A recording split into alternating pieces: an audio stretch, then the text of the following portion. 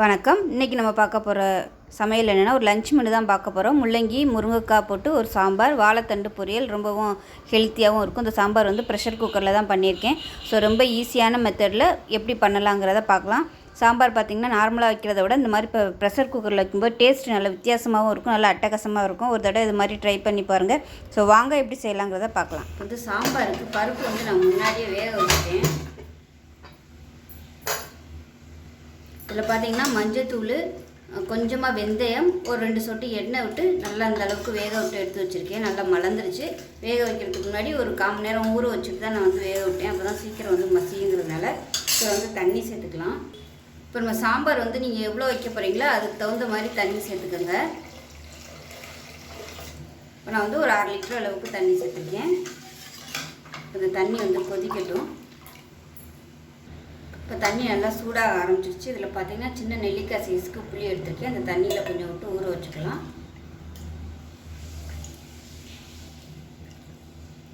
இப்போ இதில் நம்ம காய்கறி எல்லாம் சேர்த்துடலாம். இப்போ ஒரு முருங்கைக்காயும் 2 உருளைக்கிழங்கும் சேர்த்துக்கலாம். நான் இன்றைக்கி முருங்கைக்காய், உருளைக்கிழங்கு, முள்ளங்கி தான் எடுத்திருக்கேன். நீங்கள் வேறு எந்த காய்கறி சேர்க்குறதுனாலும் சேர்த்துக்கலாம். முள்ளங்கி சேர்க்கும்போது நான் தனியாக கடாயில் வதக்கிட்டு தான் சேர்த்துருக்கேன். ஏன்னா முள்ளங்கி வதக்கினோம்னா தான் அந்த மாதிரி ஸ்மெல் அடிக்கும் வதக்கலைன்னா. அதனால் எப்போவுமே முள்ளங்கி சேர்க்கும்போது மட்டும் வதக்கிட்டு சேர்த்துக்கோங்க. மற்ற காய்கறி சேர்க்குறதா இருந்தால் வதக்கணும்னு அவசியம் இல்லை. இப்போ 2 பச்சை மிளகா சேர்த்துக்கலாம். இப்போ இதில் ஒரு 10 சின்ன வெங்காயம் சேர்த்துக்கலாம். இதோட மீடியம் சைஸ் ஒரு பெரிய வெங்காயம் நீளமான இருக்குன்னு சேர்த்துக்கலாம். ஒரு 2 பல் பூண்டு சேர்த்துக்கலாம். இப்போ மீடியம் சைஸ் 2 தக்காளி சேர்த்துக்கலாம். இது எல்லாத்தையுமே நல்லா கலந்துக்கலாம். இப்போ இதில் சாம்பாருக்கு தேவையான சாம்பார் பொடி சேர்த்துக்கலாம். நான் வீட்டில் அரைச்சது யூஸ் பண்ணிக்கிறேன். நீங்கள் கடையில் விற்கிற பிராண்டு எதுனாலும் நீங்கள் யூஸ் பண்ணிக்கலாம். இப்போ நல்லா கலந்துக்கலாம். இப்போ குழம்புக்கு தேவையான உப்பு சேர்த்துக்கலாம். இப்போ அதை மூடி வச்சிடலாம். மூடி வச்சுட்டு ஒரு 2 விசில் விட்டுட்டு பார்க்கலாம். இப்போ ஒரு 3 விசில் வந்துருச்சு. இதை வேறு எதுக்கு மாற்றிட்டு நம்ம வாழைத்தண்டை தாளித்து விட்டுக்கலாம். ஒரு பேன் எடுத்துக்கலாம். இதில் தேவையான அளவுக்கு எண்ணெய் சேர்த்துக்கலாம். இப்போ எண்ணெய் சூடாகும். 1 டீஸ்பூன் கடுகு சேர்த்துக்கலாம். 1 டீஸ்பூன் உளுந்து சேர்த்துக்கலாம். 1 டீஸ்பூன் ஜீரகம் சேர்த்துக்கலாம். இப்போ இது பொரிய ஆரம்பிக்கும் போது 2 வரமிளகாயை கிள்ளிட்டு சேர்த்துக்கலாம். இதோட கொஞ்சமாக கருவேப்பிலை சேர்த்துக்கலாம்.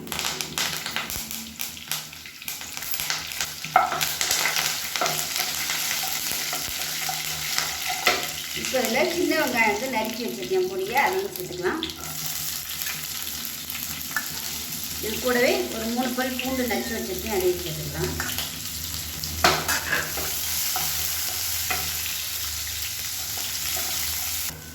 இப்போ வெங்காயம் பூண்டு எல்லாமே நல்லா வதங்கிடுச்சு. இதில் பார்த்தீங்கன்னா ஒரு 200 கிராம் அளவுக்கு வாழைத்தண்டு இருக்கும். இது நான் நறுக்கி மோரில் ஊற போட்டு வச்சுருக்கிறேன். இந்த சைஸுக்கு கட் பண்ணிக்கோங்க.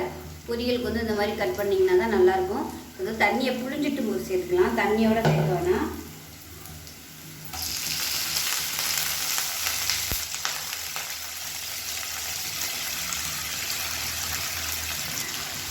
இப்போ நல்லா வதக்கி விட்டுக்கலாம்.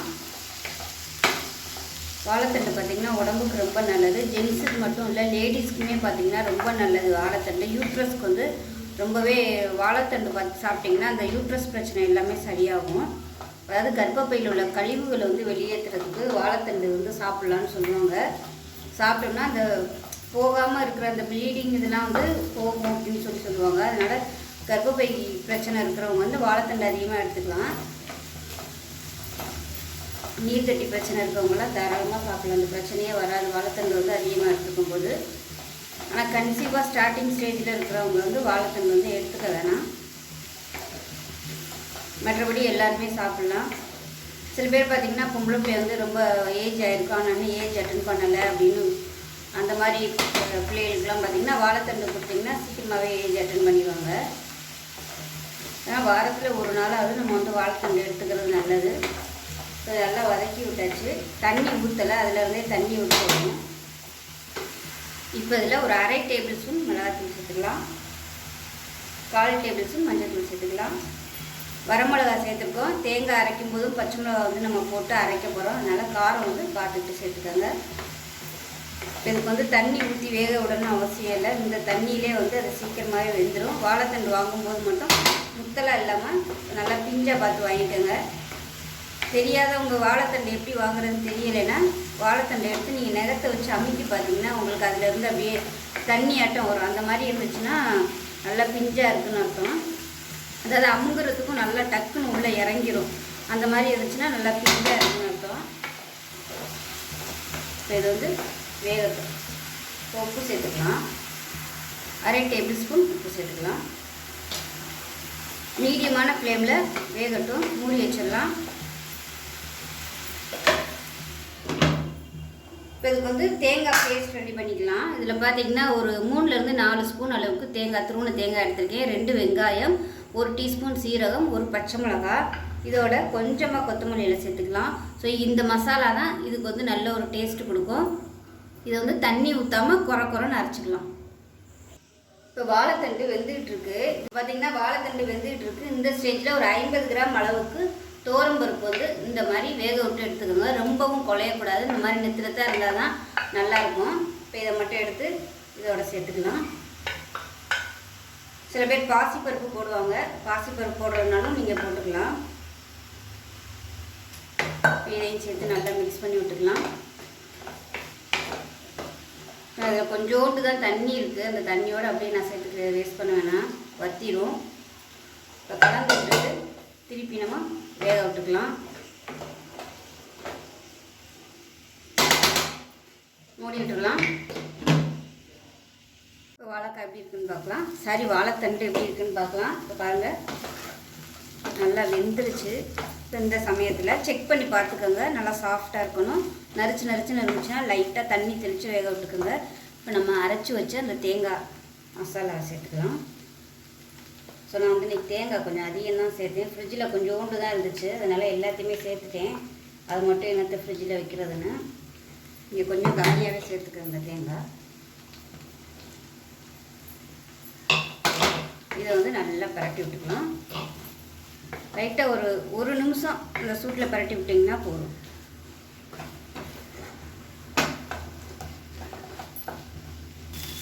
அவ்வளோதான். தேங்காய் சேர்க்கும்போது மட்டும் நல்லா ஹை ஃப்ளேமில் வச்சு நல்லா பரட்டி விட்டுக்கோங்க. இல்லைன்னா உங்களுக்கு அப்படியே குழஞ்சி போகும். அவ்வளோதான், அருமையான வாழைத்தண்டு பொரியல் ரெடி ஆகிடுச்சு. அமர்த்திடலாம். இப்போ சாம்பார் எப்படி இருக்குன்னு பார்க்கலாம். ஸ்டீம் போயிடுச்சு.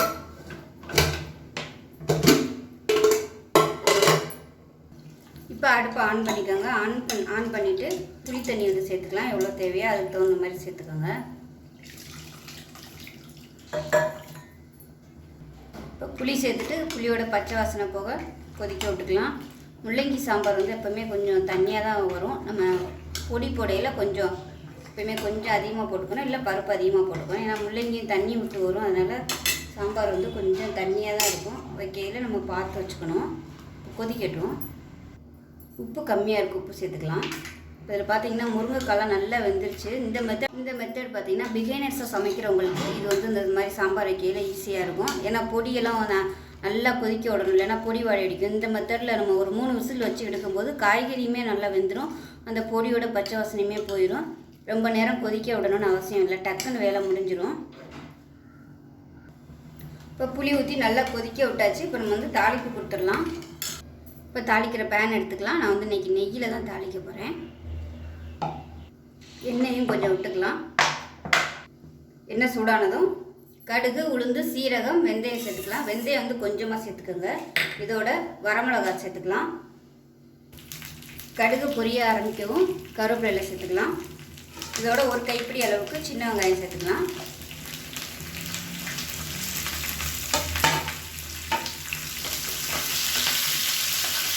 இப்போ வெங்காயம் நல்லா வதங்கிடுச்சு. கொஞ்சம் கொத்தமல்லி சேர்த்துக்கலாம். இதில் வந்து சில பேர் விருப்பப்பட்டால் தேங்காய், துருவன தேங்காய் வந்து இந்த மாதிரி இதில் வதக்கிட்டு போட்டிங்கன்னா டேஸ்ட்டு சூப்பராக இருக்கும். இந்த வெங்காயம் மட்டும் நல்லா வதக்கணும். அப்போ தான் நல்லா வாசனையாக இருக்கும். அரை வரையாக நம்ம அப்படியே போட்டோம்னா சாம்பார் வந்து வாசனையாக இருக்காது. இப்போ பெருங்காயம் சேர்த்துக்கலாம். இறக்க போகிற நேரத்தில் பெருங்காயம் சேர்த்திங்கன்னா போதும். முதல்ல பெருங்காயம் சேர்த்திங்கன்னா கருகி போயிடும். அவ்வளோதான். நம்ம சாம்பாரில் எடுத்து கொட்டிடலாம்.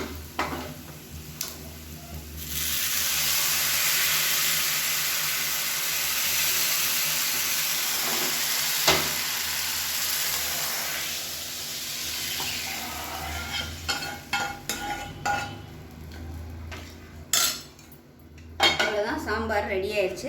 இப்போ கொத்தமல்லியில் சேர்த்துக்கலாம்.